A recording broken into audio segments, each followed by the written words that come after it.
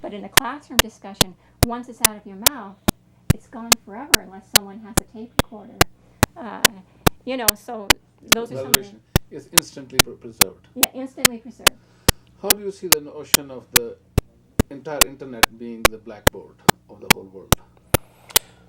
Um, well, I think that, to tie that with your previous question, my thoughts are directed towards Leotard's work on, really what constitutes knowledge in this new context. And I think that this is something, first of all, that we need to acknowledge that this is something that, generally speaking, we as a civilization have wanted. We've wanted for a long time to archive our knowledge, and we've come a long way from the time when I think it was Bacon said that we could contain the entirety of all of human knowledge in 32 volumes or some such thing. But so we've come a long way from that understanding. But now what constitutes knowledge has indeed shifted. We need to know how. That thought, I will continue that. Mm-hmm. Please bear with us. We'll be back after a short commercial break. Thank you. Sorry.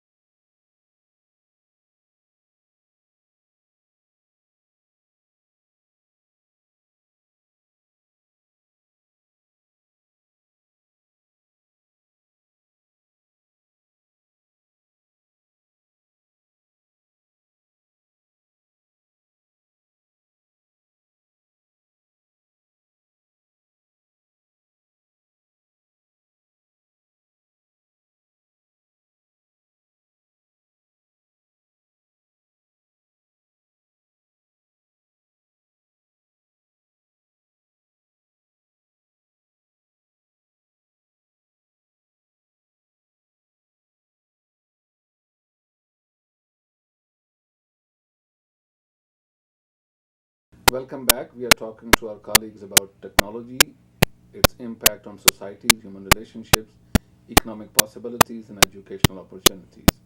All of that and more. Professor Kim, you were talking about your own idea of how to look at these things. Please continue with your previous comment. Well, I had mentioned that in keeping with Leotard's observation about what constitutes knowledge, that one of the important transformations in education is an acknowledgement of this. And I think that as an institution, as a distributed institution, education in general has tried to respond to this change, and is, I think, now getting in a better position to actually deal with the understanding that we have that knowledge is no longer necessarily something you can get a hold of and contain, but rather knowledge is something that's out there, and the skills to find that information is really becoming the focus of a good education at this point. Well, let me ask you a question, and that is listening to probe further into it, both of you. That is, we have a genuinely global phenomenon occurring now, unfolding itself, becoming more and more dense in every sense of that word. And yet, when we conceptualize its impact, we think only Western thinkers. Do you think time has come we should have Chinese and Indian and Pakistani and Mongolian thinkers also included what they're looking at? Because as we see, particularly in India, there's a very powerful now elite, intellectual elite, who are looking at issues of technology.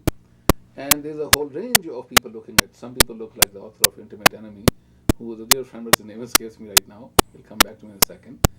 He looks at from a Gandhian point of view, very critically, and almost rejection is very, very careful, if not fearful, and wants to move very slow because he believes this will become another dinosaur, another sort of major crisis in the society. The digital divide will deepen and create all kinds of problems. Other people are on the other side. They want to be leading this effort, not only following it. And they have created means for India and China to lead it in 20 years, if not earlier. How do we look at that possibility of expanding the academy? The academy is a Western academy. Shouldn't it also become a global academy at this time? I absolutely agree that it should become a global academy at this time. And I agree that we need to have scholars from many different countries represented and part of the discussion. And we in the West have so much to learn from internationals because you bring with you a perspective, from your cultural background that's important and different. We need not to assume that the Western view is the dominant view and that the West has, quote, the answers. But I do think that sometimes because of the proliferation of information in the West, we're inoculated in our own bubble. And sometimes people forget that there's many other voices out there. So we need to actively pursue, hearing different voices, and that will change the way that we think also. I agree wholeheartedly. Yeah, it's very important that we recognize that we're in a global community academically and in terms of research. And you have such tremendous knowledge of China, because I think that every year. I've done considerable work in China and South Korea, Japan, and I've always found a very open and eager community of scholars in my work abroad. At the same time, I also think there's an interesting issue maybe in terms of the globalization of knowledge that is yet to be explored, and that's kind of the Western appropriation of scholarly work from non-Western academics and researchers. And what I mean by that is we have a tremendous international community of scholars in the U.S. and in North America, in the West in general. And of course they're attracted here by the opportunities that our very well-developed institutions offer. And so there, from my perspective, it's not that there's not an international voice or presence in scholarship. I think that there is, but it could be considerably more acknowledged. And secondly, I think we have to acknowledge this appropriation that actually happens by the West, just by kind of an assimilation of these researchers and scholars. Professor King, what you say, those who are here, by and large, I want to acknowledge there are exceptions and there are notable exceptions. Like Edward Said was a notable exception, what I'm going to say. But when you say by and large, people who are given audience in the West are those who agree with the Western paradigm to begin with. If you step outside, you're outsider, and then you are seen as a non-scholar, second-class scholar, or something at the margins of the whole academy, which is not worth noting. Only when you are in participating in the dominant paradigm, then you are given an audience, or you have to be such a giant of a critic that they can't ignore you. Even they can sort of, ignore you cleanly, but not forever. So is that factor also there?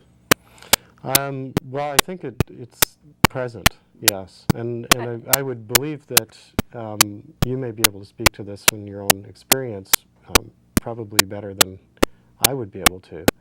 And I think that that's a serious situation that needs to be addressed. I think one of the ways that discrimination might be institutionalized is in our journal review process.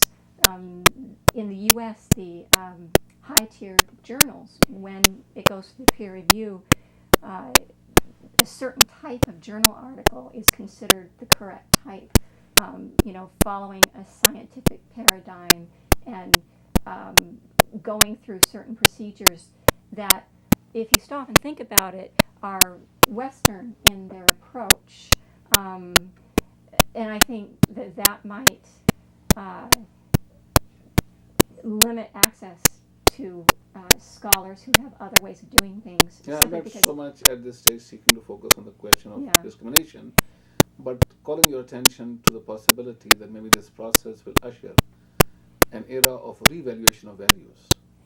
Our notions of, for instance, last 20 years ago, you never had an African woman declared as a Miss Universe or Miss America or something like that.